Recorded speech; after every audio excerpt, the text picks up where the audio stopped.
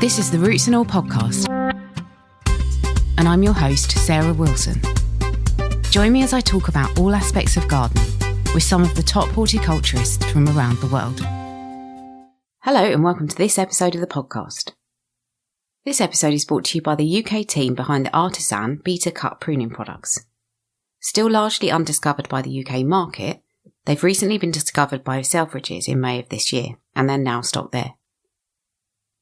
The Beta Cut brand is a sign of excellent craftsmanship using traditional hot drop forging methods with the handmade cutting tools made in Erba, Italy, near the banks of Lake Como.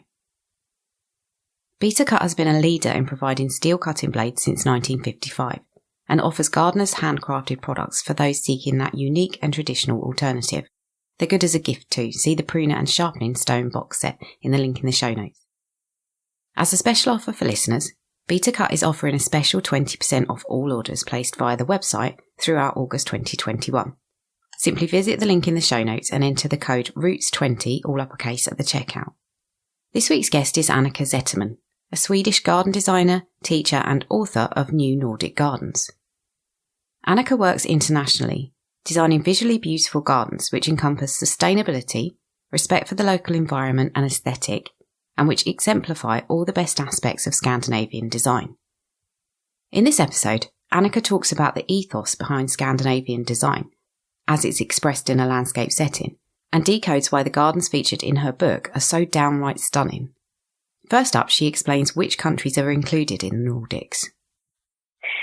Well, when it comes to the Nordic Gardens, there are 5 countries, Denmark, Finland, Iceland, Norway and Sweden. And the term Scandinavia is commonly used for Denmark, Norway and Sweden. But however, from a design perspective, the term, despite Nordic or Scandinavian, is often referred to as Scandinavian design. Okay. Yes, it does. Perfectly. You cover lots of different aspects in the book that kind of define Scandinavian design and what you can expect to see in gardens from those regions. And I thought it was really interesting because as I was looking through the photographs in the book, which are beautiful, the word clean kept coming to my mind. And I think there's kind of numerous phrases associated with Nordic design. So things like pared back and uncluttered and clean. And I thought, without exception, that the gardens that you cover are exactly that. So I thought maybe you could talk about where you think that aesthetic comes from. You know, is it so ingrained in the culture that it's expressed in all aspects of the design work? Because it certainly seems like it. Yeah, I think you're absolutely right. In my view, when talking about new Nordic Gardens or Nordic Gardens as we kind of create them today, is that there is always a strong connection to 2 things. It's to both our landscapes and the nature, and the second thing is our design heritage. And these 2 combined sort of makes us create these clean expressions. So if I just basically talk a little bit about the nature as such and how it's related to our gardens today, is that the nature in Scandinavia is often bare. It's dramatic rock formations, often large open plains with wildlife, meadows or grasses.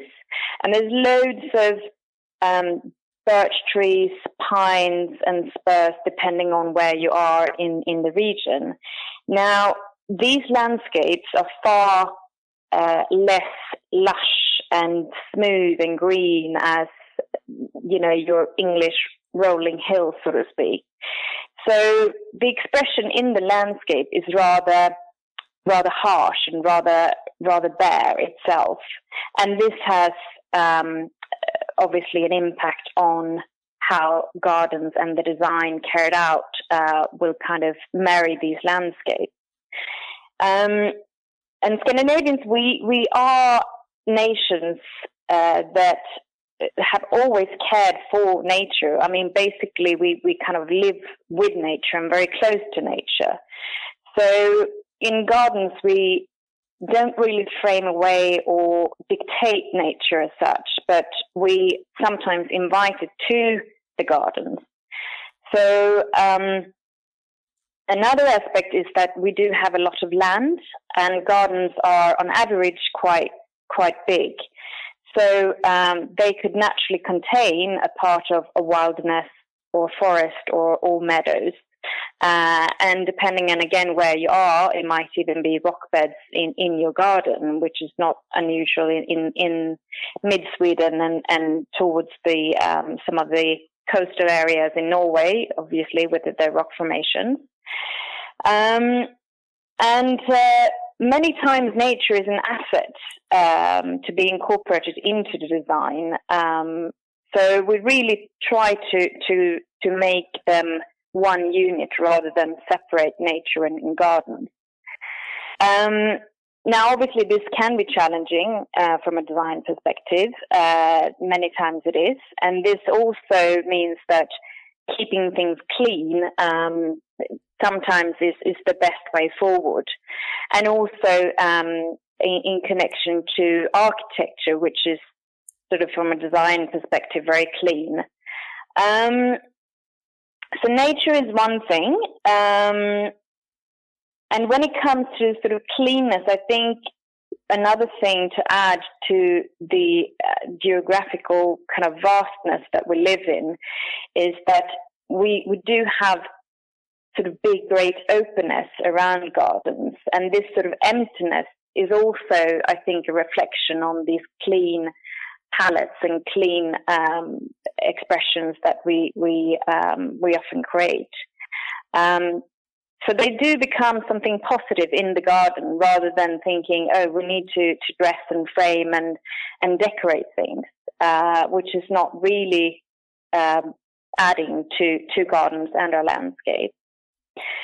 Now, in terms of the design perspective, Scandinavian design is, as many probably know, a very renowned sort of phrase worldwide. And the origin from the design, well, the Scandinavian design, it originates from a movement in creative production, which happened.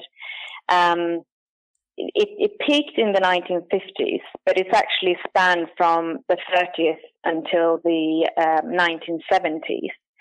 And it's also a period called the Golden Age in the Nordics. And this movement happened in all 5 countries at more or less the same time. And it's not just within the design sort of movement, but that's a very, very strong genre.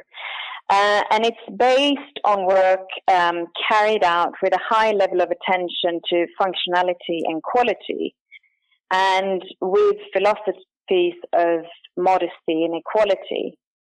And during this period, domestic design products were that they really achieved this sort of international popularity and went under the sort of branding of Scandinavian design.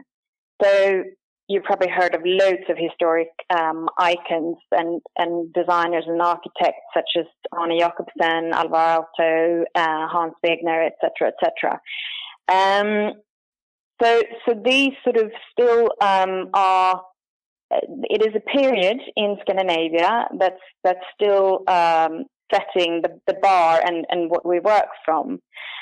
And I also want to mention the sort of rebirth, so to speak, of Scandinavian design as a new Nordic design, which is another phrase that's more and more commonly used, and it can be used in what's the word? Like the food industry, Sarah? Cuisine? Gastronomy, yeah. Gastronomy, yeah. So it can be used in gastronomy or in garden design or sort of interior design, fashion design. So this sort of new Nordic concept is a spin-off, also looking back at this mid-century modern design, but obviously now at a later time. So this new sort of quote new often appears today and is referring to a new chapter in Scandinavian design, but with the consistency of pride and heritage of designers and architects from the golden age and the values established then. Fascinating. I just wanted to pick up on one thing that you said about the kind of near the beginning about the fact that quite often you have to deal with natural elements like rocks, for example, occurring in a garden. And I wondered if that made you kind of not afraid to tackle hard landscaping in a bold way, because what I got from reading the book was that a lot of consideration is given to material choice, a lot of clarity is used, and things are pared down so that you can, you might pick one or two key materials and then use those in a really sort of strong way. I wondered if that particular selection of hard landscaping materials does seem to be an intrinsic part of the design process. Maybe, perhaps you could just sum up what you think the Nordic approach is to hard elements in a garden. Yeah.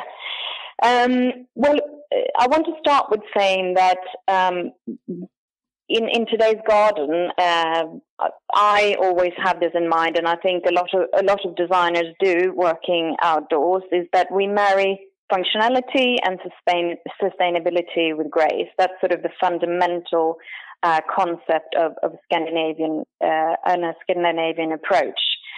And then we always have to bear in mind that things created in the Nordics, and especially in the outdoors, they have to last. And this is obviously hasn't changed despite of when in history we talk. So great gardens in the Nordics, they do require very skilled craftsmanship, and the concept of simplicity. I also want to mention that it involves the most precise and accurate solutions, and not compromising on execution or materials or making shortcuts, because again, that would not last in Scandinavia. So therefore, the materials that you choose, and it doesn't really matter whether we talk about hard landscaping or soft landscaping, but it really has to be thought through and worked out thoroughly. Going back to your question about the sometimes very, very difficult sites of numerous elevations, rock beds, and so on, it is a challenge, and sometimes a very, very big challenge. And it requires, obviously, knowledge from the designer and the contractor as well. But you are selective to what you do and where you do things in the garden. And obviously, again, with respect to the nature and trying to make the most out of things. So yes, it is certainly a lot of aspects to be involved. The seasons, the weather, the harsh winters, and the warm summers. Yeah, I thought that that was a later question of mine now, but actually it's a good time to mention it. When you referenced the weather in the book, you wrote, when working with gardens in Scandinavia, we live between hope and despair and constantly look to what is to come. That's a really interesting thing to say. And I noticed as well, you write about the really distinct seasons. How does that become expressed in the gardens and the way they're designed? Well, it is expressed in a very, very wide sense. For one, planning is key. I would say that without planning in Scandinavia, you're due to fail, basically. We have very short spans compared to other countries further south in terms of execution of work. So the planning phase is crucial. And it's also an environment where the seasons are very, very unpredictable. So it's sort of when I say, working and living between hope and despair, it's always an uncertainty in whatever you do, whatever you plant, you plant. There is a risk for every year, because we pretty much don't know how hard the winter is going to be, how hot the summer is going to be, and so on. So in comparison to, again, countries in further southern Europe, or even in the UK, for instance, I can mention pruning. And I remember living in the UK, and it was basically sort of holding some plants back because they easily overgrow or, become too large. Whereas here is the opposite. So a lot of times you're actually happy if a plant becomes, a bigger size or big enough that you wish it to be. So it's the survival is not taken for granted, and gardens really have to be both carried out and maintained with persistency and care, because otherwise they will not, develop and thrive as you wish them to. The other thing that is an element of the weather is that you talk about the importance of light in Nordic gardens in your book. And I was really interested in the daylight, which you describe as white in the summertime. And I wondered how, I don't know whether you can speak to this, but, how this might differ from the light somewhere like the UK or the Mediterranean. And again, what effect does that have on the colours and the materials that designers choose? Yeah. I mean, for one, light and seasons, they really go hand in hand in Scandinavia, and they do have a major impact on gardens. They do, with the light, it obviously changes the character of a garden. Light is one of the most challenging, but also it can be the most rewarding aspect. And now I'm talking about sort of the natural light in Scandinavia, which really can make, if you plan a garden in a great way, it can make a garden mesmerizing. It can make dramatic sort of expressions. But it also, with the seasons and the weaker light in autumn, creates these really, really fragile expressions. So the strong light, the light is extremely strong in summer, when the sun is very high up and we have the light sort of flooding 24/7. And it's also a time, and it's actually now sort of when it's peaking around midsummer and beginning of July, when everything is alive. Everything is alive. Basically, you hear birds singing at midnight, and you see wildlife and bees and butterflies sort of, working as much as they can. All day and all night, and it's something really, really, unique with that. Now, with the softer light in autumn, obviously the angle is much lower, so you do get, when we talk about plants, it's also an effect of the plants to be more visible, and in particular, quite weak colors. They come out well, and small flower heads is also very visible. So it's not a need, and it's a reason why also the wildness and the landscape in Scandinavia, you see a lot of the small plants and small grasses rather than the bold, exotic, wide leaf plants and other trees and shrubs that you do in the Mediterranean or in the UK or anywhere else exotic. So this way of working with light and plants and color is a very, very important one. Another aspect that I would like to mention is that due to the light being very strong in summer, it's important to be careful not to work with hard landscaping that it's too light, because it sort of creates this almost like a blindness to your eyes, as if it would be snow in this sort of brightness.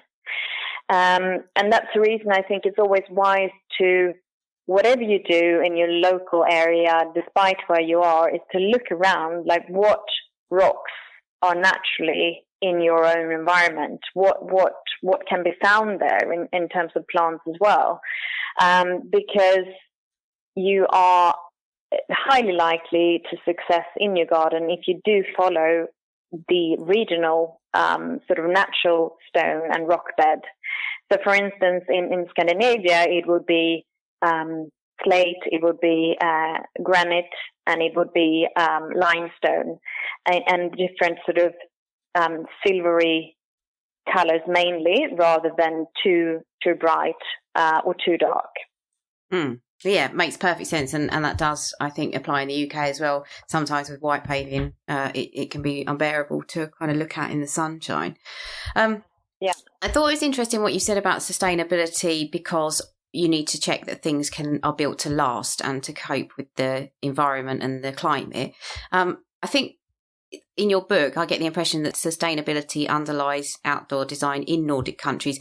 Is it just because of the fact that you need to build things to last and be resilient, or is there another reason why that's historically been the case and seems to continue today? But I think when it comes to sustainability, it's also something fundamental in the Scandinavian ethos, really. Back in the day, historically, we lived in this region to survive. I mean, survival was the only thing, and so there was no room for the things that were not necessary. So everything you did, obviously, you used materials that were local.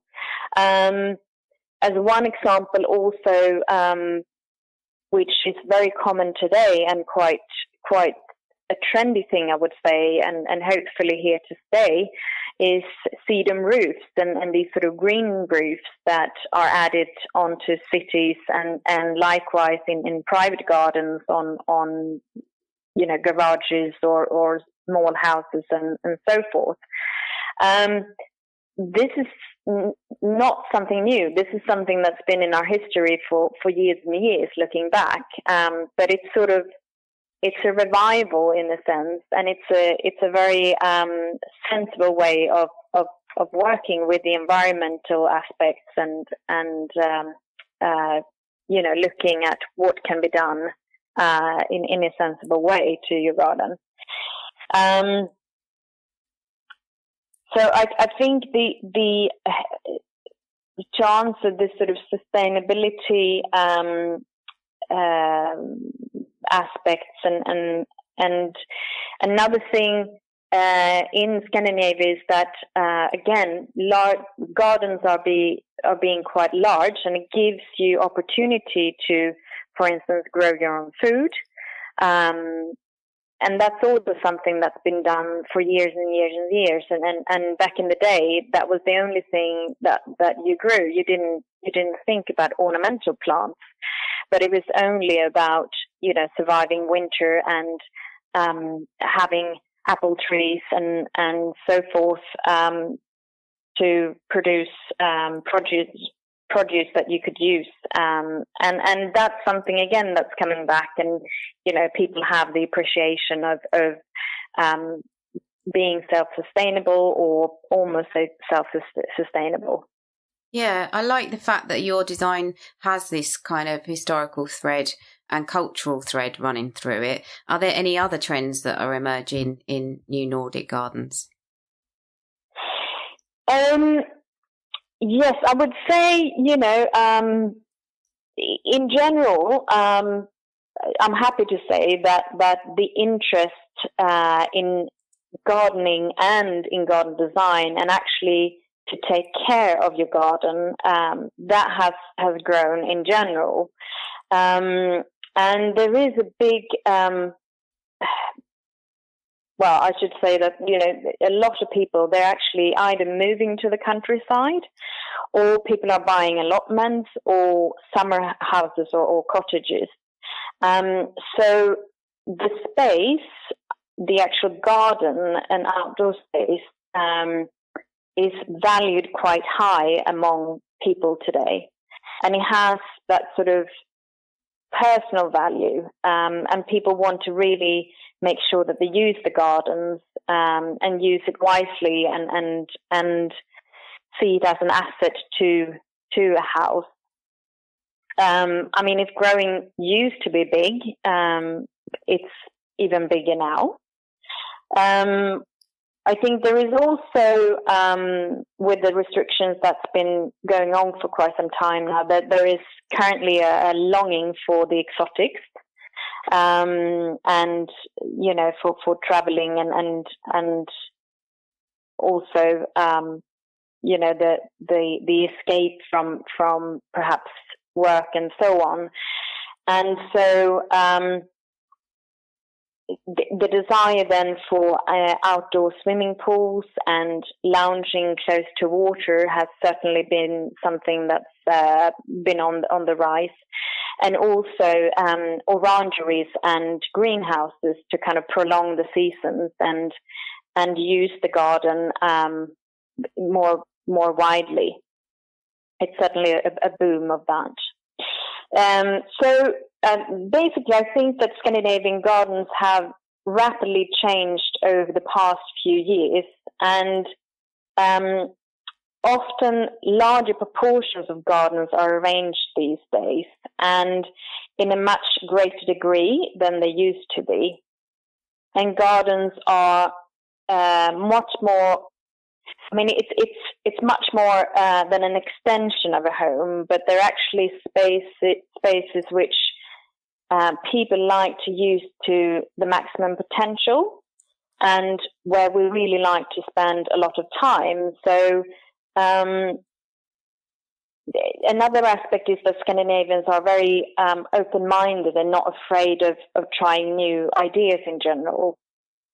And so gardens today, I think they serve a multi-functions, and they're really there to prolong the seasons. We talked a bit about the seasons, and that's another aspect that I think might be different from Scandinavia compared to the rest of Southern Europe, is that we really, really want to make the most out of the seasons and use the gardens not just in summer, but throughout, autumn as much as possible, early spring, and even in winter time.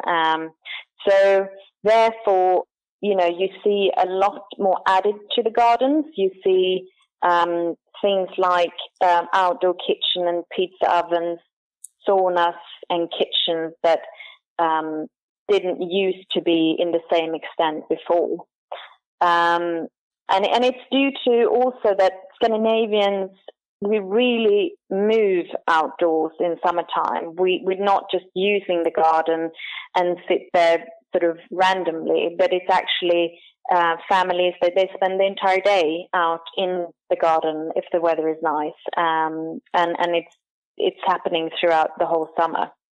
A very big thank you to Annika for talking about Nordic Gardens.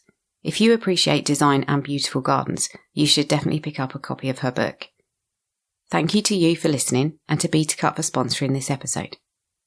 Now here's Dr. Ian Bedford talking about a bug that is usually heard and not seen. Walking through a grassy meadow on a warm, sunny summer's day, and we'll almost certainly hear the chirping of grasshoppers. However, living amongst the grass and extremely well camouflaged, we're less likely to see them, until they suddenly leap up in front of us to avoid getting squashed.